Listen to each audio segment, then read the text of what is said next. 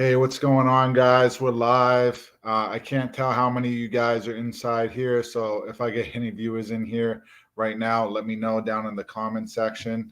Thanks for stopping in. If you guys couldn't get to this one live, that's all right. I know it's late. We got UFC on right now. So I know a lot of you guys might be watching the fights as well. I was supposed to have a guest. My guest picked out the time because it worked good for him. And I know it was a little bit late, but unfortunately, my guest had to cancel. He let me know last minute that he had to cancel. So I'll be flying solo for a little bit. That's okay. It was going to be the watch dad. His son, it looks like his son broke his collarbone. So hopefully his son is all right. And he doesn't have a broken collarbone. I think it's fitting to his name. You know, he got dad in the title of his name, and with kids, this type of stuff happens. Usually, it happens least when you want it to. My daughter hasn't got hurt like that, but she does like poop on me sometimes or something like that. So let me do a wrist check for you guys. This is the Formex Reef GMT. This is a really cool watch. I have this on loan from Formex. I've been wearing this for the last couple of days. I have it for a couple of weeks. So I'll be filming a full review of this watch. I'm just trying to soak it all in. This watch definitely offers a lot of bang for the buck. It's just around $2,000, but the quality, guys, is top notch on this one. I definitely got to give it up to Formex.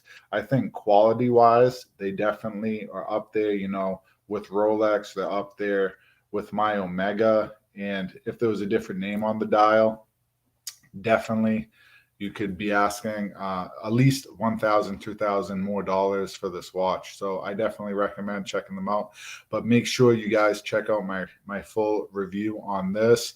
I think I'll be getting it out tomorrow, actually. So the full review for this one should be out tomorrow, and then I'm going to be filming a couple more videos with that one. Oh, my boy Roman made it into the live stream. Dude, that's too funny. I didn't know you were going to make it, Roman. My guest had to cancel last minute, and I was like, oh, man, I wonder if I should text Roman last minute so I could have had you jump on with me. I'm not too sure how to do that now. Maybe there's a way. I don't know. But I'm flying solo a little bit. That's all right. Yeah, the Formax is a cool watch. I'll have to put up the full review on this one, guys. I think, yeah, tomorrow it should be out. So make sure you guys check that one out.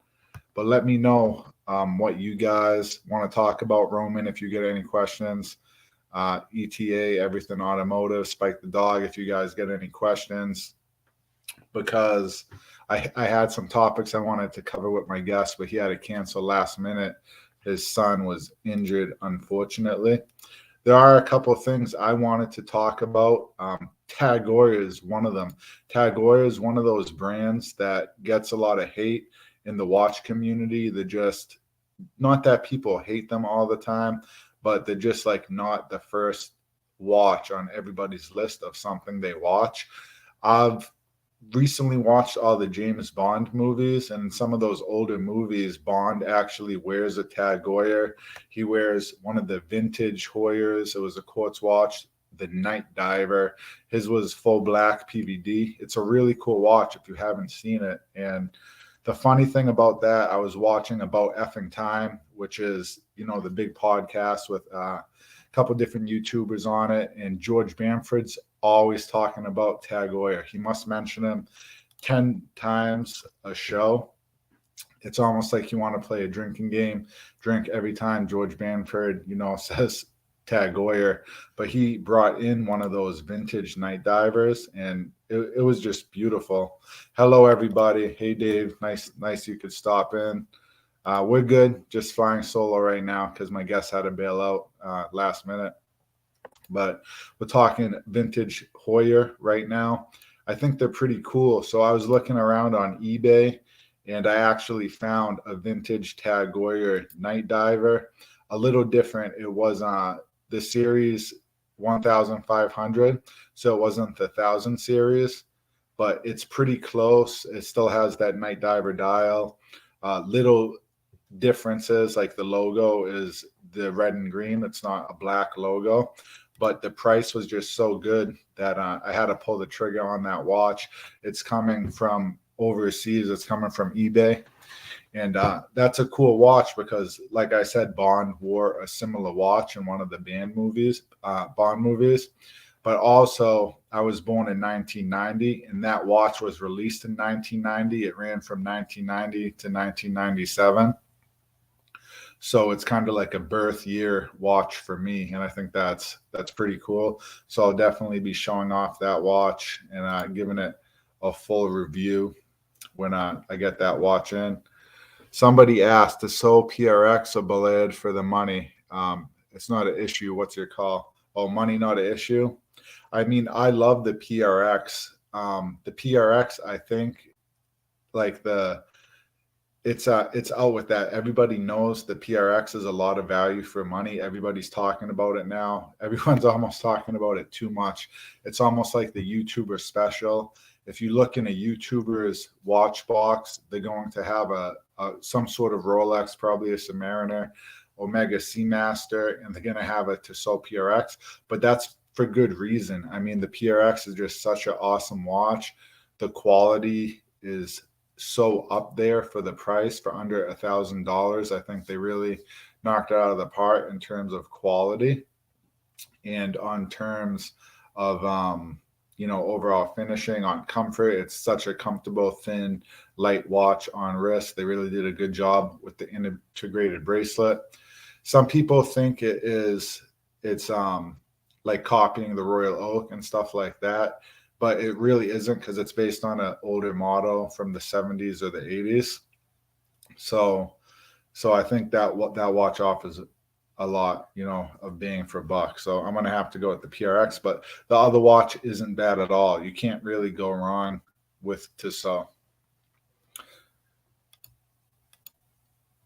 So let me check here. What else I want to talk about? I want to talk about Rolex right now. A lot of predictions. People are making a couple predictions with Rolex. I don't know what's going to happen. If I had to guess, the way they discontinued all those OP colors, I would think that maybe they would discontinue the green now, because the older, I believe it was the President models, they had the original kind of similar dials back in, I think it was the 70s or the 80s. They kind of phased them out the same way. So I think they're probably going to phase out the OP as well. Other than that, I don't really know. The Submariner, they're definitely going to do something with the Submariner because it's the 70th anniversary of the Submariner.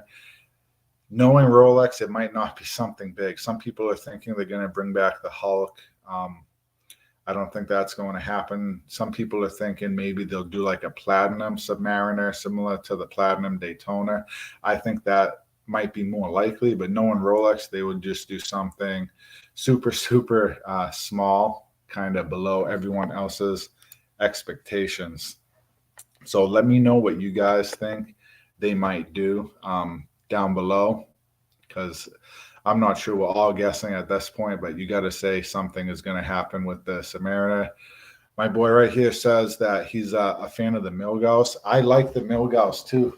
Man, let me grab this. So I was in the Rolex AD yesterday, actually, in the Rolex AD, and they gave me one of these. It's almost like a catalog, but this is the Rolex magazine. It's kind of cooler than a catalog because there's like there's articles in here, but they showed that first Rolex Milgauss from, I believe it was 1956. And I think they should bring back this design. It looks a lot like a Tudor Black Bay, actually. It's black, little touches of red. It's super cool looking. Rolex doesn't really do vintage. They move forward, so they're not going to do like aluminum bezel and like the vintage style hands, everything like that. But if they gave this a ceramic bezel, same color schemes, this model does still have the electric second hand. I think that would look super, super cool. So let me know what you guys think about that one too. the original look of the Milgauss. I think they should bring that back. They're not going to do it, for the anniversary of the Submariner, but Rolex is crazy, so maybe they would. Yeah, David says there's a lot of cool 90s watches out there. Definitely, guys. There's many cool watches from the 90s. When I bid on the Tag Heuer, I also bid on a Waltham diver with like a pillow shaped case. It was a manual wind diver, which is pretty cool. You don't really see that nowadays because it does put a lot of wear through the crown. Having a manual wind diver that you have to unscrew the crown every day to wind it up. But that's how some of these vintage watches were, and it was listed for like $30. I already scored the Tag Heuer. It was literally like a half hour away from each other. And some people outbid me. I was bidding on it a little bit, and then I kind of just let it go because I already scored the Tag Heuer. But I was trying to get the Waltham as well because it was just such a cool little diver. So if you guys look around on eBay, like 80s, 90s watches, there's so many cool watches out there. I was talking to another one of my viewers on Instagram, and he has a Omega Polaris, I believe it is, and it says Speedmaster on the dial, but it's an older watch, either 80s or 90s, and it has like a gold or platinum inlay into the case. It's really cool. It's not like gold plated. It's like a gold inlay within the metal. It's really, really cool. I guess it's patented by Omega, so they still don't know how they did it. And those can be had for, I think he paid like $300-400 for his, and the movement in it, I guess it's as accurate as the high beat or the very accurate quarters from Grand Seiko. So, and that's a score, guys. So definitely check out some of these vintage models if you don't have any yet. The original case diameter for the Milgauss, let me check in here just in case they say it.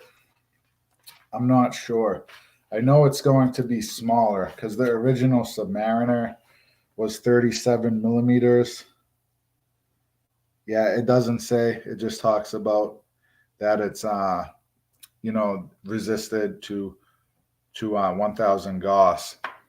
So ETA says 40 millimeters. So we'll go with that. He must have just Googled it or something. That's why I like these little live stream conversations, because we're able to kind of pull up information like that. It's pretty cool. But I'd love if Rolex went back and did a 37 millimeter Submariner. I don't think they would do that, but who knows? Because they did go back and they made the Rolex Explorer a little bit smaller. So it would be really cool if, to kind of pay homage to that original Submariner, they went 37 millimeters. Because I jump around. I do like bigger watches. This Formex that I have on my wrist is 42 millimeters, and it kind of has the case flanks that go out a little bit. It's comfortable. I mean, it's definitely not too big, but my other vintage watch I picked up, I think it's like a 29 millimeter. That's comfortable too. And I took family pictures with my baby and my wife and stuff wearing that watch. It doesn't look small at all either. You can definitely get away with wearing some of these smaller watches, and that's another reason to go vintage, because people don't want these smaller watches. They think they're too small, so the prices aren't as high. But once you try them on, they really aren't as small, and they don't look as bad as you might think. And sometimes it takes like someone else taking a picture of you. That third person point of view is going to be, a lot different if you're looking at your own wrist. So definitely check out vintage watches if it's not something you're into yet. My opinion on vintage Blancpain, I love it. I would rather have a vintage Blancpain than one of the newer models, like a vintage 50 Fathom. Would be awesome, because the new 50 Fathom is huge. Talking about big watches, I mean, that 50 Fathom, I think it's like 45, 46 millimeters big. My OP is 41 millimeters, but it measures at 39.5, I believe. I've never whipped out the calibers calibers on it, but I believe it really, even though it's a 41, it measures at 39.5. But I can wear smaller watches too. I think for me, 41 millimeters is just perfect. But I do like 37 as well, like my Seiko Alpinist, either 37 or 38. And that vintage Tag Heuer I just picked up, the Night Diver, is I believe 37. And that's kind of why I liked it too, because it's those same dimensions as the vintage Submariner. But yeah, so I went to the Rolex dealer yesterday, St. Patrick's Day. I thought I might get lucky for St. Patrick's Day.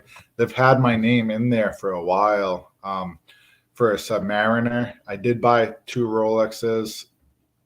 I bought my OP, and then I bought a Datejust, two-tone Datejust that my buddy in Massachusetts has, because I gave him that watch to get married in.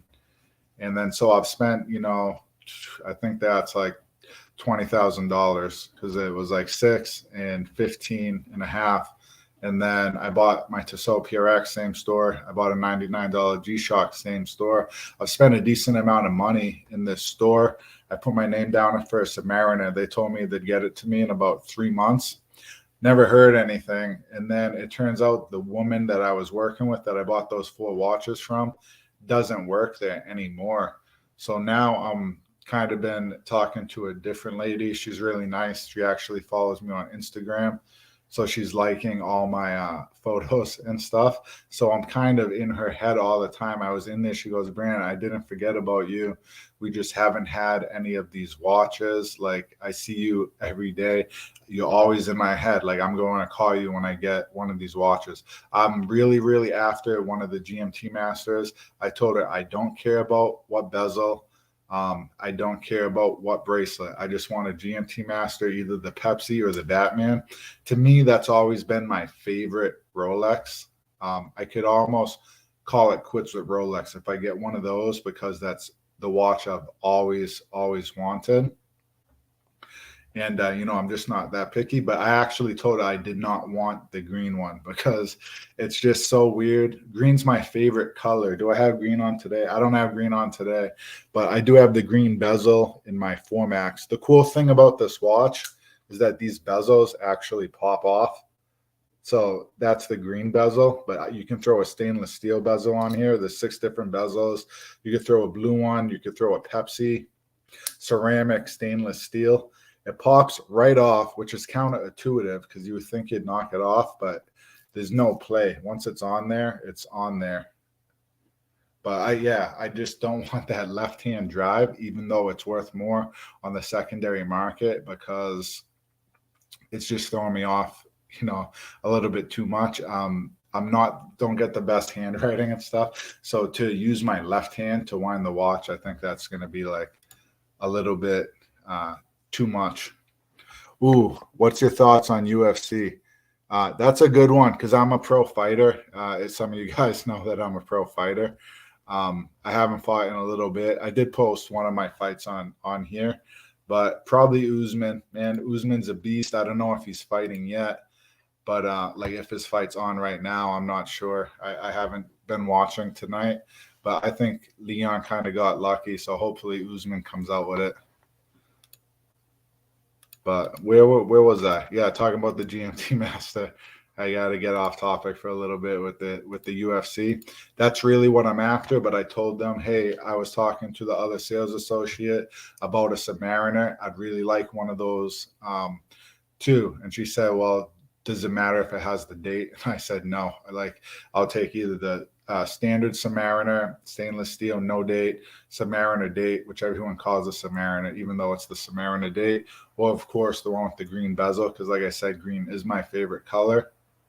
If I had to pick, I would probably go with the no date. I did, just watch all the James Bond movies, and Sean Connery, who I feel like is the true Bond now after watching all the James Bond movies, because those early ones are just so awesome.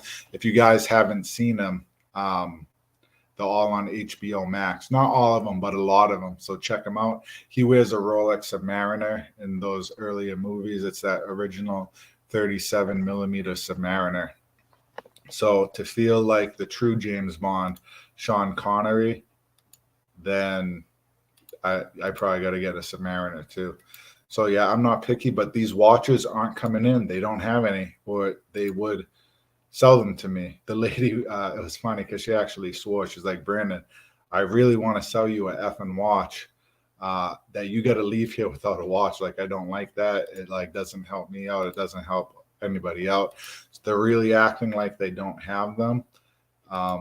And I think Rolex is controlling the market. I think that they're not putting these watches out. We have the Rolex pre-owned system. They want you to go through their authorized dealers, buy their pre-owned watches for the prices that they set when they manipulate the market. Of course, how weird is that? Explain that to someone that doesn't know the inside loop, that your pre-owned watch costs more than the new one.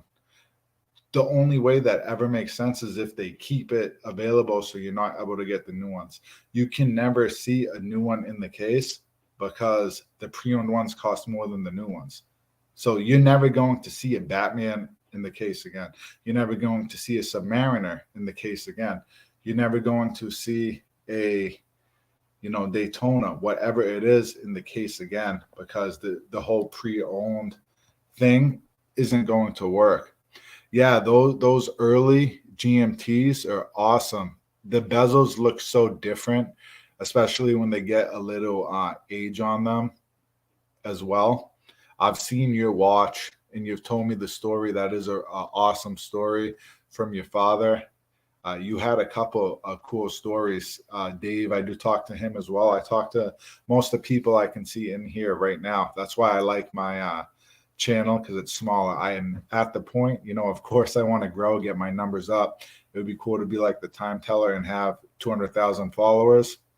But I really like that I'm able to interact with all of you guys.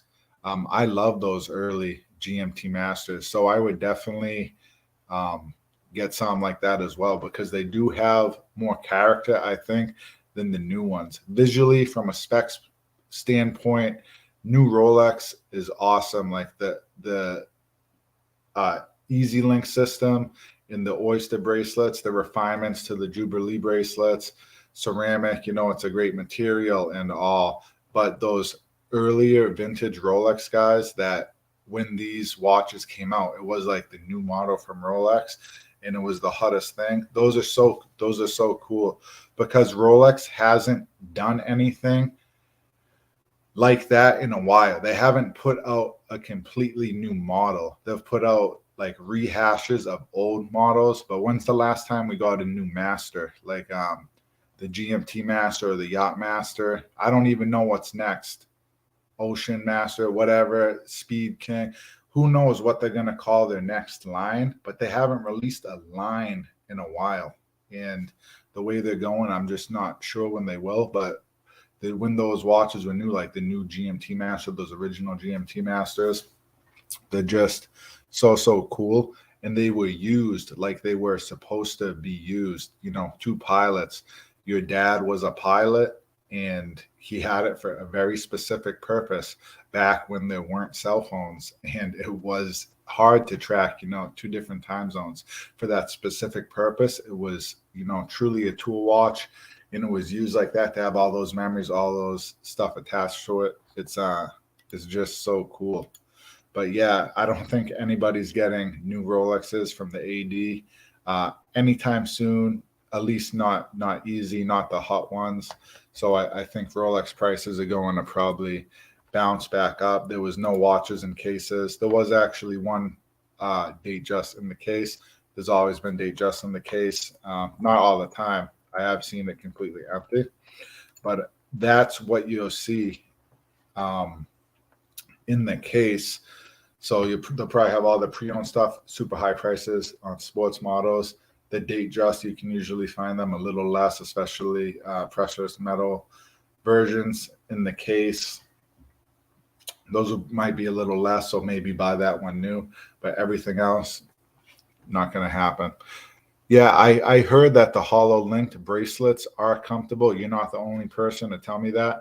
And it's probably because they are so light. And I do like the feeling of a light watch. I even was thinking about getting one of the smaller Rolex Explorers, the 40 millimeter Explorer. A while ago on this channel, I had the Grand Seiko. If you guys haven't seen that review, this watch was pretty cool, but it was one I reviewed two really cool Grand Seikos. They were both awesome, but one of them was what I call like the Explorer 2 homage watch. Because to me, a homage watch, what a lot of people think of is like you know, a straight copycat watch that I know some of you guys might like. But this looked pretty much like the Explorer, but it was a little bit different too. So I think that was like a homage to the Explorer, and that was 40 millimeters, and it looked really good on wrist. So it got me thinking that the vintage Explorer 2 that was 40 millimeters would probably look really good on wrist as well. Because if you think about it, when you're out, you know, hiking, whatever it is, there might be brush. When I climb mountains, I don't do mountaineering, but I climb some decent sized mountains on day hikes where you have to like kind of scramble up rocks to the summit at the end of the hike. And if your watch is too big, it could be, you know, reaching up for a rock, digging into your wrist and stuff. So having a smaller watch is, if it's truly going to be a tool watch, I think makes a lot of sense because it's going to be a little lighter. It's not going to get in the way as much. And that's why I think like the 40 millimeter Explorer might be pretty cool, and you're able to find them at decent prices right now. I don't know if the 40 millimeters have the hollow links in them or not. So if any of you guys know, you could let me know. Hey, Zach Parkinson, what's up, brother? I haven't heard from you in a while. That's my buddy from PT school. I'm a doctor of physical therapy. I hope everything's going good, Zach. I think I lost your number or something. So, you know what, dude? I don't even have my personal Instagram anymore. Look me up on Watch and Unwind on my Instagram channel. Instagram. Yeah, Watch and Unwind at Instagram, because I want to talk to you. I haven't talked to you in a while. You got to come up here to Alaska.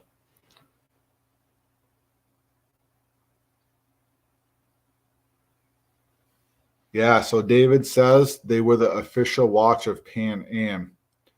So the Rolex GMT Masters, when they first came out, was the official watch of Pan Am.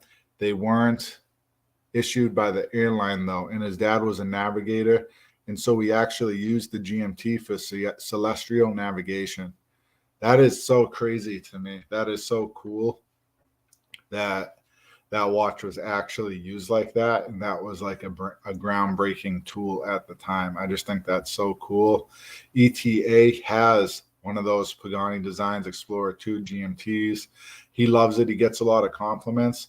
You know what? Some people love Pagani Design. Some people hate them because they make a lot of those homages watches, but those watches cost about $100. You can't even get a Seiko anymore for $100. So you're getting a GMT from a beautiful design, because it, you know, looks like the Explorer 2 for $100. I think if anything, homage watches like that, Pagani Design, keeps these other brands on their toes, because they're coming in at such a low price point that these other brands got to step it up. Because I don't care if it's made in China, to find a GMT watch automatic for $100 that looks that good, these other brands, you know, they got to step it up as well. Because why are we paying $400 or $500 for the Seiko GMT when some of these other brands can make it, you know, for $100?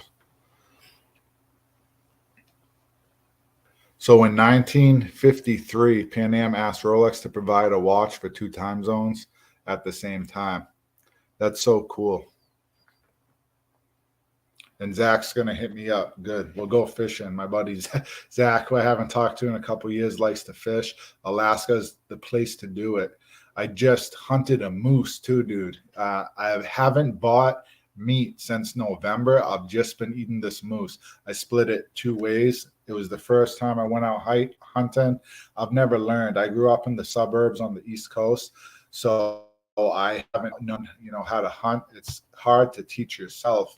So my buddy brought me out. We got a moose. It's all I've been eating, breakfast, lunch, dinner. And that kind of brings me to another point that I wanted to talk about.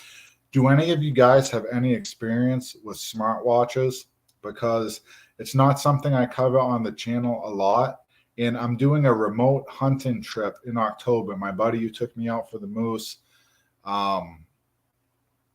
he got a boat. He's actually refurbishing a boat right now. He's on the other side of Alaska refurbishing the boat right now, actually, making sure everything's good. He's swapping out the whole engines. He's doing a lot of work on the boat. He's invested a lot of money in this boat, but we're going to be taking a trip to Kodiak, about a week-long trip to Kodiak.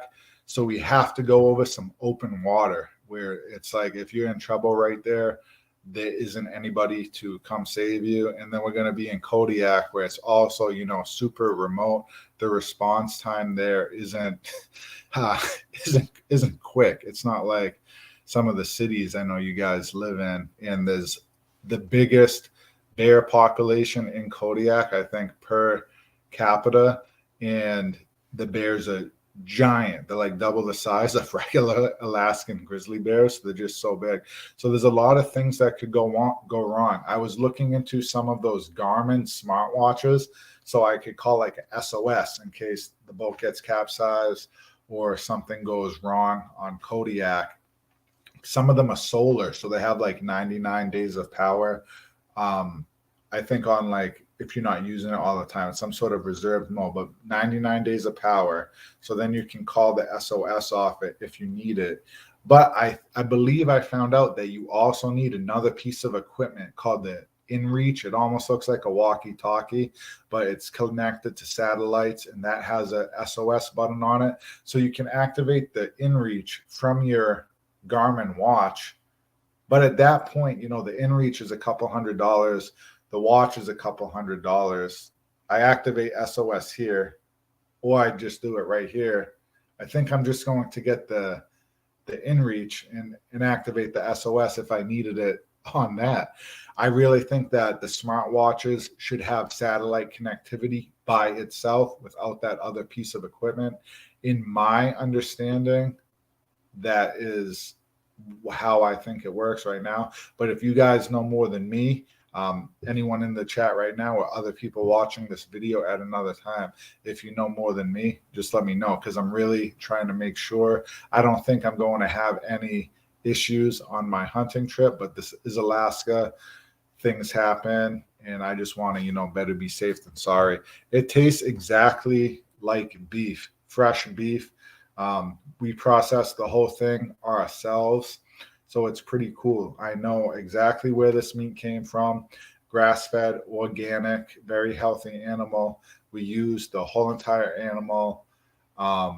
Super fresh. Nobody touched this meat but us. We literally grinded it up ourselves for all the ground beef. I did take the heart and I took the liver and portioned it out into the ground beef. So you're not even able to taste it the way I portioned it. Moose is super, super lean, talking about how healthy it is. So we did add 10% just straight beef fat into the moose because it was so lean that you might not even want to eat it. It's literally like 100% protein, like a muscle, none of their own fat. So if you add 10% beef fat to the whole mixture, then it's more like, your 90% ground beef. So still pretty lean, but it tastes a little bit better. But I like adding in those organs because you don't taste it and you get the extra nutrients from that. It's really good, man. It's good. I know they got deer. I think you're out of New York. I think they got deer in New York, but no moose. So I imagine it would probably taste the same because moose is technically a venison. But yeah, that hunting trip's going to be awesome. If I'm just bringing the InReach and I'm not bringing the smartwatch, I got to figure out which watch I'm going to wear on this trip because I kind of want to document the whole trip, start to finish, because it's so remote. I'll be out on open water. I'll be sleeping on the boat for a couple of days, then going in a hunt, coming back out. We'll be fishing too. So I believe the limit is like 3 or 4 deers a day and then 3 halibuts a day. So if you guys are into fishing and you haven't ever seen how big a halibut gets, they get about 200 pounds. 60 pounds on average, you're going to catch a small one. 60 pounds, still pretty big fish. but they get up to 200 pounds. So the plan is to go meet our limit for the day off a deer, come back to the boat. As we're doing the processing on the boat, we'll have our poles in the water and we'll max out our halibut limit as well. So I should have, literally 1,000, 2,000 pounds of meat by the end of this trip. So it should be really, really cool, fishing for the halibut as well.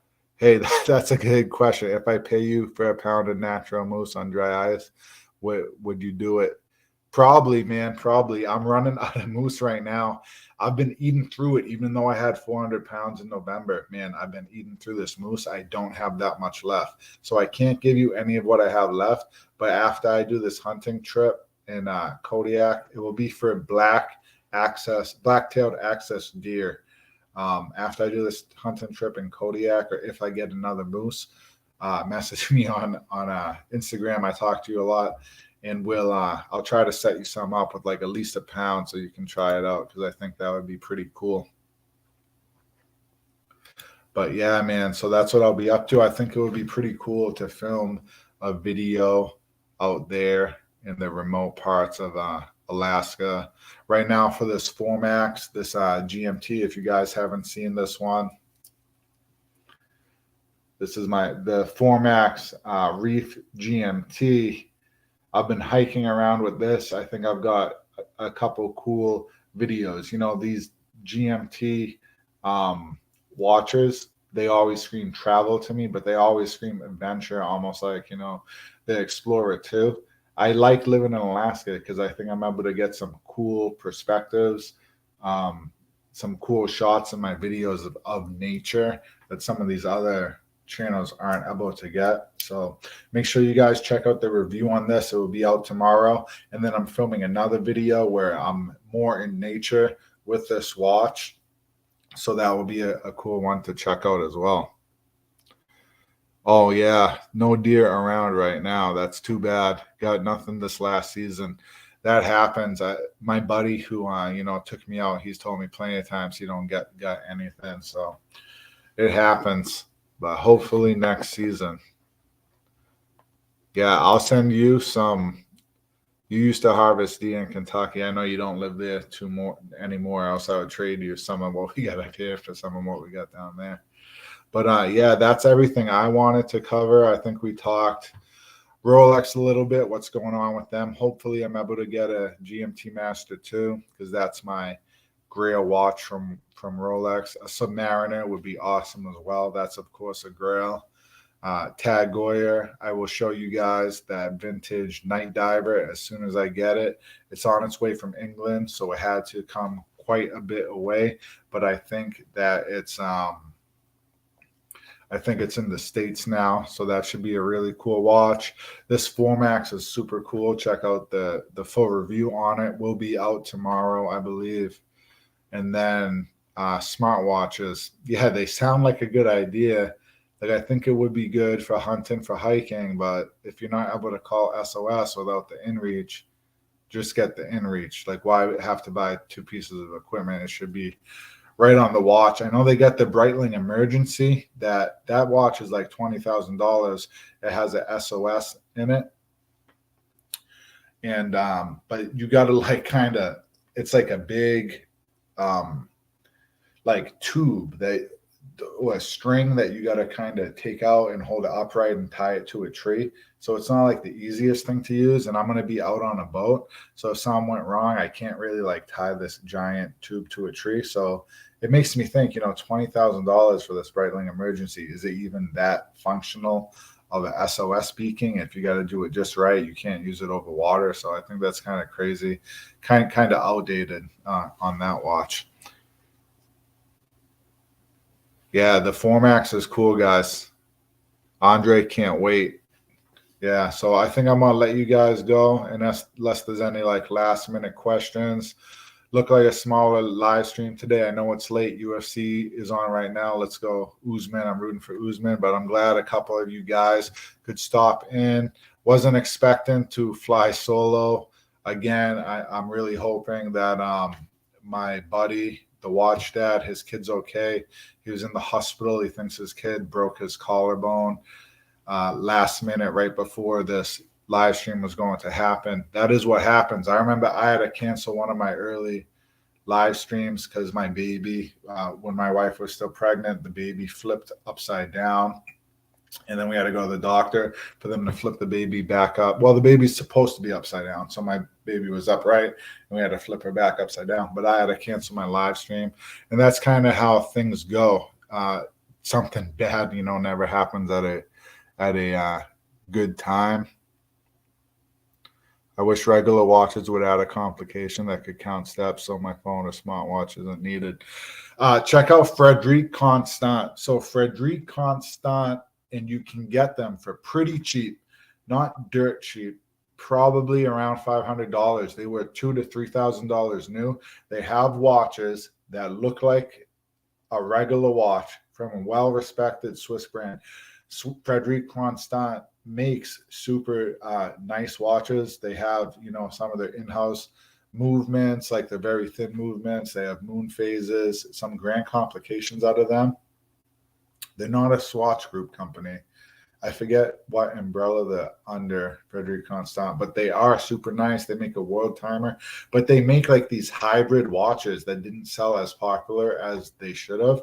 So they look like a regular watch. I do not know if they are a quartz or if it is an automatic movement, but I know it looks like what you would consider a normal watch, but there's an app on it and it does count your steps. So make sure to check those smartwatch hybrids out from Frederic Constant, because it sounds like that is exactly what you're looking for, and you can get them for like at least only like 33% of the price, the original price of that. Yeah, thank you guys for stopping in. Thank you guys so much for stopping in. I really appreciate it. I'm going to be lining up some more guests on here, a couple different channels I'm talking to. The Time Teller is going to try to come on. That would be pretty cool because he got that huge following of 200,000 subscribers. Roman stopped in earlier. I'll definitely have you on again too. Maybe even some of my viewers, man, because it's almost like a podcast. I just wanted to get going and like I'll have on whoever, man, you know what I mean? Like I just like talking watches, talking with all you guys in here. I think it's a lot of fun. It's almost like a podcast. Like I'll interview anybody. I'll just talk with anybody on here. Probably got to keep it watch based a little bit. I was talking to a vintage dealer out of New York who found 350 vintage watches when he was cleaning out an attic. He worked for a company that just threw away stuff, cleaned out people's junk, a junk removal company. He found 350 vintage watches, and that's how he started selling watches. So I might have him on as well because I think it's just kind of a cool story. I connected with him through Instagram, and I thought other people might want to hear that story. So I'll have anybody on here, man. Well, let's talk watches, you know what I mean? But thank you guys again so much for stopping in. I'll catch you guys on the next one. Have a good night, everybody. Stay safe.